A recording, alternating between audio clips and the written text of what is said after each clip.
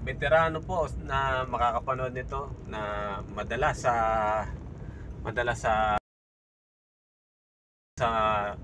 sa biyaheng na nakuha ko kanina.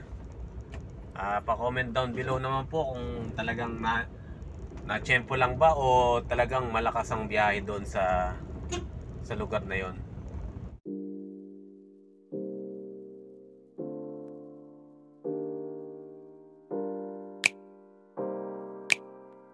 I'm a lit kid. Tara mga pare, sumama sa biyahe ni Balbaro. Bahala na kung saan mapunta ngayong araw na ito.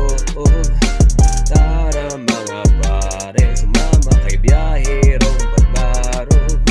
Mula sa Bako-Bako hanggang sa Patag na daan sa dulo. Yon, magandang araw mga katropa.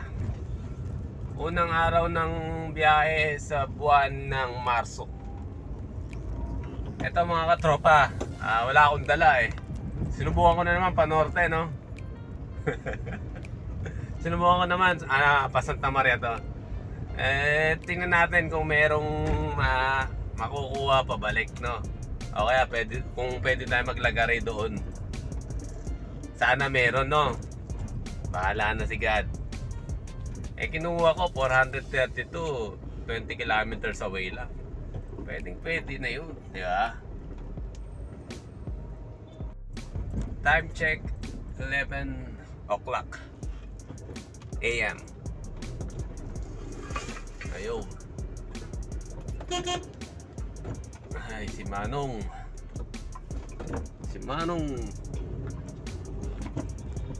Liko muna bago lingon, no? Hirap ng ganun eh.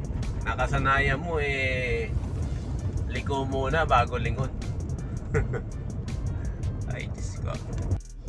4 na box lang daw to ng kape. Yung booking na to, kinuha ko ulit, no? Sinubukan ko pa Santa Maria. First time kong mag-ano dito sa pa Santa Maria. Although dikit na to sa dikit na to sa Norsagaray. Kaya tingnan natin yung flow nung booking. Sana maganda para meron tayong bago may explore na lugar. Hindi tayo puro pamarikina lang, pa Antipolo, no? Tingnan natin. Tsaka para sa inyo na rin to mga katropa, sa mga baguhan. Titingnan natin kung maganda pot-pot doon, no? Pagka sinabing pot-pot, request. Good luck sa atin, no? Ang nangyari dito mga katropa, no? Meron ng two drivers join na request, no? Yung makikita nyo kagad. Tapos nag-swipe ako nung 1 second na lang. Tapos nagulat ako pa yung nakakuha. Parang napasubo ka ako. Kasi panorte na naman eh. Pero siguro ito may ituturo sa atin tong araw na to. Baka malay nyo, mapaganda tayo sa booking na to, no? Tingnan natin, malalaman natin yan. Basta positive lang tayo, positive vibes, no?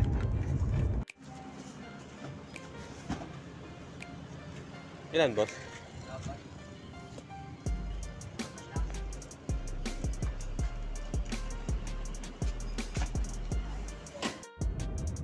Meron pa tayong 45 kilometer range, no?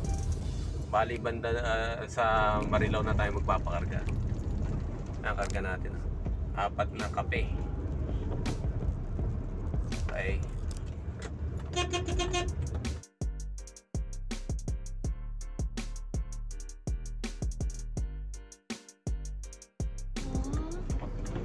Pakarga muna tayo. 55.8 91. Boss, 550. 550 po, unleaded po. Unleaded.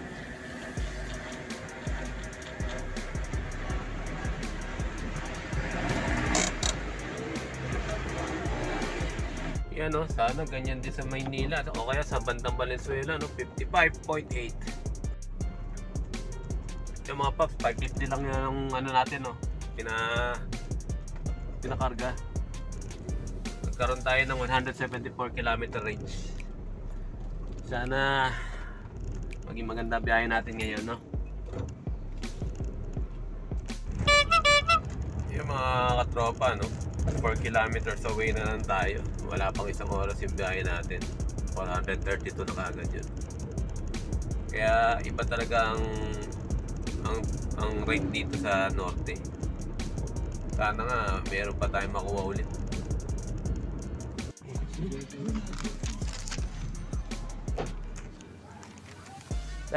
Yung resibo.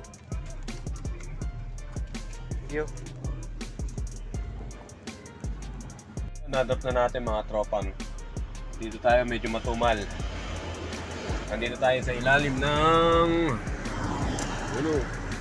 time check 12:53. Baka wala pang alauna kaya wala pang pot-pot. Pero abang-abang lang tayo. Yung paradang ko. Oo.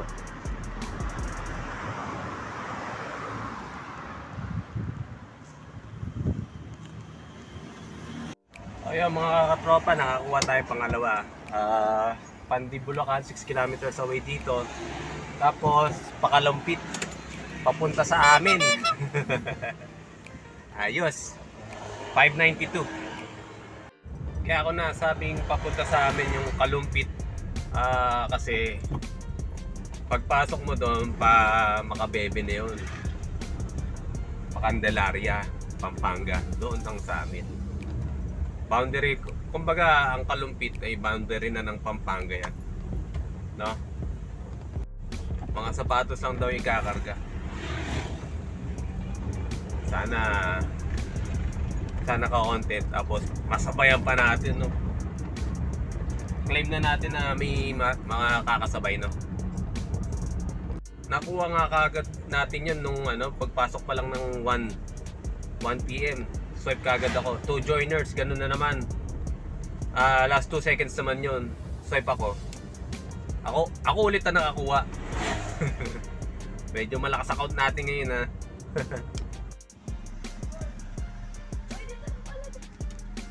Ano pa? Singdo lang pa. Basta. Ay, ano lang? Sisimula pa lang ako. Ano pala? Papalo lang sa YouTube. Thank you. Sige ba? Ay ba?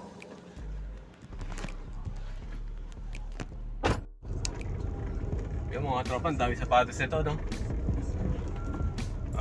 37 pieces.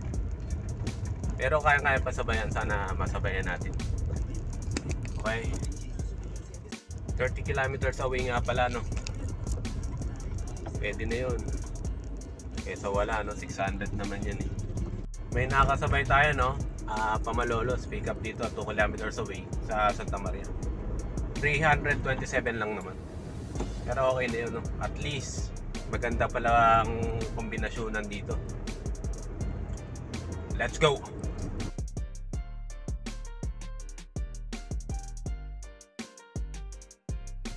Kaya mga katropa, na pick up na natin. Medyo sumobra lang tayo ng konti sa pick up location. Hindi tayo pwedeng umatras kasi one way, saka masikip yung daan, mahirapan tayo. Siguro lumagpasan tayo ng 100 meters. Tinulungan lang tayo ni kuya na umikot. Sumakay na lang siya tapos para umikot siya. Ayun, inayos namin. Inayos namin yung yung pagkakargahan. Pero maluwag pa rin nga eh, kahit nasabayan na, ayan, no. Tapos ito pa, nilagay ko na sa harap yung mga sapatos. Yung ibang sapatos nasa likod. Kaya maganda, medyo maganda pala dito sa norte, no. Tingnan natin kung makakakuha tayo ng pa-Valenzuela sa Kalumpit.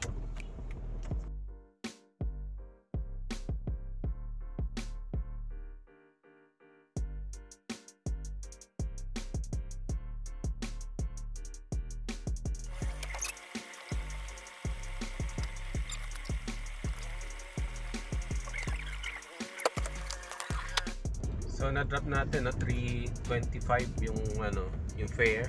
Ginawa ng 350. 13 kilometers away na lang tayo sa Kalumpit. Nandun na tayo. Subukan ko pa rin meron pa makasabay na pa Kalumpit na. Balik ako mga katropa.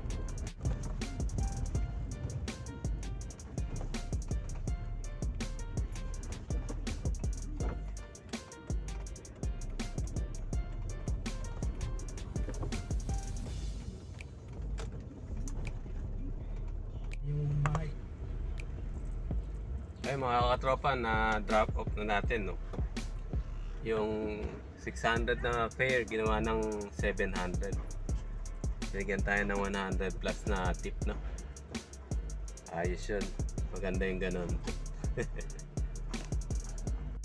Ang mga tropa, kakain muna tayo dito sa ilalim ng silong no. Dito malapit na sa pinag drop off pa natin. Sana may makuha tayo habang kumakain, may ma-pick up tayo. Ayun mga katropa, nakakain na tayo no. Time check 4:48. Kanina pa tayo naghihintay doon sa malapit sa pinag-drop-offan ng pangatlo. Kaya lang walang lumalabas sa booking.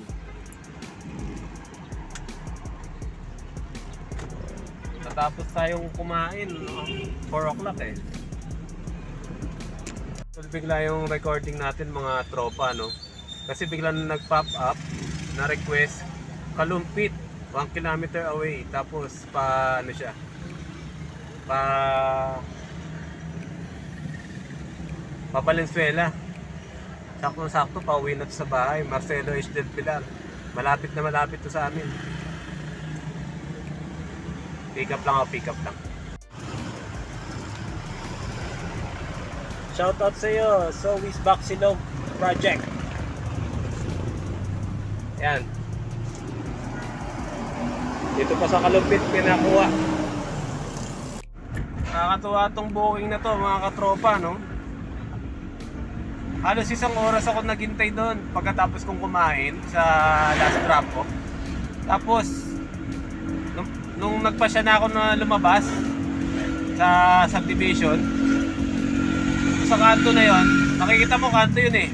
Nung bigla naputol yung request, patawid ako ng kanto. Nakita ko agad Kalumpit 1 kilometer, then to Valenzuela. Tuwa ako eh, buti ako nakakuha. May 2 joiners na ulit. Grabe. Kala ko hindi pa sa akin makukuha eh. 580 yon. Wala siyang charge. Pero malaki na rin yun para sa 30 kilometers ha. Ang nakakatuwa pa doon, halos kapitbahay ko lang, 1 kilometro lang ang layo sa bahay namin. Grabe. Ayos to. Tingin pa tayo ng mga kasabay na. Oo mga katropa, time check 5:43. Nandito na tayo sa Bulacan. Bali mga tropa no, ito yung isa sa magandang biyahe ng Panorte. Ang lahat na nakuha ko to, puro ano lang to, along MacArthur. Bali yung hindi naman siya lumayo masyado sa MacArthur eh. Yung Santa Maria na yon. Yung unang pick up, konti lang diferensya niya sa MacArthur. Tapos yung dalawang nakasabay, ganun din, konti lang talaga diferensya nila sa MacArthur Highway. Kaya halos lahat ng booking na to, nakatabi lang siya sa MacArthur Highway. Tapos ngayon no, puro siguro masasabi na naman nating tsamba no. Kasi bukod dito sa nakuha kong booking, ang lumalabas na lang ng booking ay Malolos to Makati. Tapos meron pa ngayon yung pagbaba ko dito sa Tabang, Marilao to Manila. Yan layo pa nun ng Marilao dito. Nakalagay doon 13 kilometers away pa. Kaya siguro talagang lahat ng bagay nadadaan sa time team na dasal, no? Kasi dasal ako ng dasal sabi ko, agad bigyan nyo na po ako ng pang-uwi. Tapos ano pa nga ako ng oras, sabi ko 4:45 lalabas na ako ng subdivision. Hindi pa nga 4:45 yun pinalagpas ko pa ng 4:48 bago ako lumabas. Ayun, saktong-sakto nung nagre-record na ako, di ba naputol nga. Nakita ko kaagad, ayun nga yung request na pa Valenzuela. Eh, may lumalabas naman dito, Hagonoy to Las Piñas. Narinig niyo, pumotpot, di ba? Pero hindi na, okay na ako dito sa biyahe ko. Sakto na rin itong pinakarga ko na 550. Meron na lang akong 74 km range. Tatakbuhin na lang natin 20 kilometers away, no? Kaya sakto-sakto na ako dito. Ang kita mo na dito ay 1.1 labas na yun, pati pang gas. Tapos 1,100. Tapos meron ka pang tip na 120 sa ngayon. Ewan ko lang kung magbibigay ng tip tong si kuya na nag-book nito, no? Balikan ko kuya, baka may masungkit pa ako dito, no? Sa along service road ng Pabulacan. Ang tagos na nito, Obando. Yan.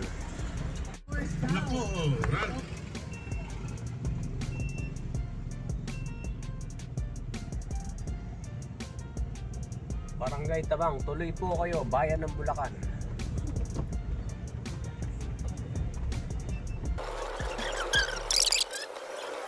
So, ano sa tingin nyo mga tropa? Maganda bang bumiyahe sa Panorte o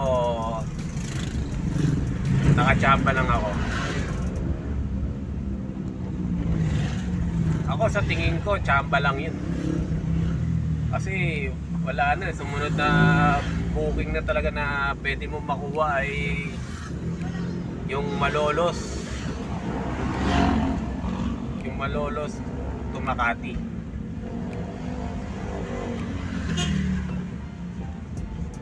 Umano lang yun 562 yata. Napakalayo naman nun. Ang unlet pa ng fare, lugi ka pa doon. Malolos to Makati 562. And Malolos Malabon 566. Ito pwede to. Kaya lang malayo na tayo. Nasa looban na tayo ng nasa looban na tayo ng Bulacan. Siguro nasa pa yan, 10 kilometers away mo, pabalik pa.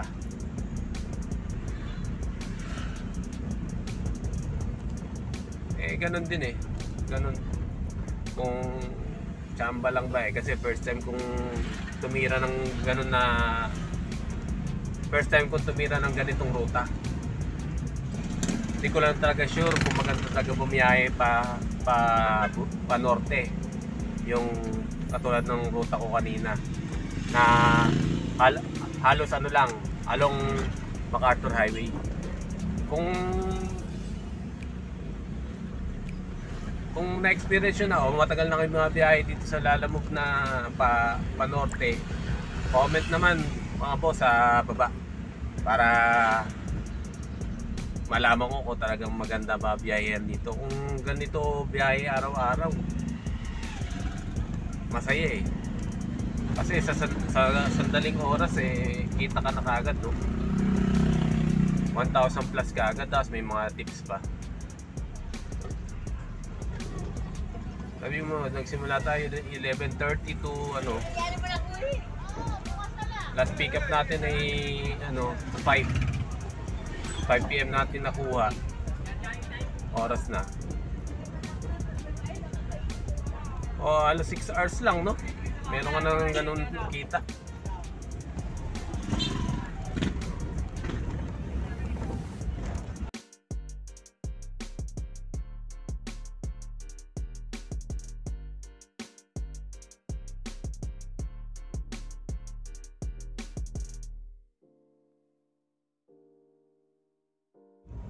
So yun mga katropa, no, dito ko na tatapusin tong ating vlog.